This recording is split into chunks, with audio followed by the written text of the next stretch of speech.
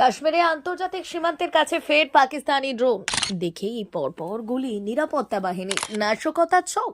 গত কয়েকদিন ধরেই জম্মু ও কাশ্মীরের বিভিন্ন প্রান্তে সন্দেহজনক কার্যকলাপ চোখে পড়েছে নিরাপত্তা রক্ষীদের। পাকিস্তানে আন্তর্জাতিক সীমান্তের কাছে ফের ড্রোন, দেখেই গুলি চালালো নিরাপত্তা বাহিনী। ড্রোনটিকে গুলি করে নামানো গিয়েছে কিনা স্পষ্ট নয়, তবে গুলি চলার পর সেটিকে আর দেখা যায়নি। পাকিস্তানের সীমান্ত ঘেঁষা এলাকায় ফের এমন সন্দেহজনক ড্রোন জল্পনা বাড়িয়ে দিয়েছে। তবে কি ফের ভারতে কোনো নাশকতামূলক কার্যকলাপের ছক কষেছে জঙ্গিরা? তৎপর নিরাপত্তা বাহিনী। প্রজাতন্ত্র দিবসের ঠিক আগের দিন সন্ধ্যায় একাধিক ড্রোন দেখা গিয়েছিল উপত্যকার আকাশে। শনিবার সকালে কাশ্মীরের সাম্বা জেলায় এমনই একটি ড্রোন দেখা গিয়েছে। এই এলাকায় দায়িত্বে থাকা বিএসএফ জওয়ানেরা ড্রোন লক্ষ্য করে গুলি চালান। তারপর এলাকা জুড়ে তল্লাশি অভিযান শুরু হয়েছে। কোথা থেকে ড্রোন এসেছিল, কোথায় গেল, অনুসন্ধান চলছে। এর আগে গত 15ই জানুয়ারিও সাম্বায় পাকিস্তানি ড্রোন দেখা গিয়েছিল। পরপর এই ধরনের ঘটনায় ওই এলাকায় সতর্কতা জারি করা হয়েছে। ভারতের জবাব দেবে, তাহলে কি আবার যুদ্ধ হতে পারে ভারত পাকিস্তানের মধ্যে?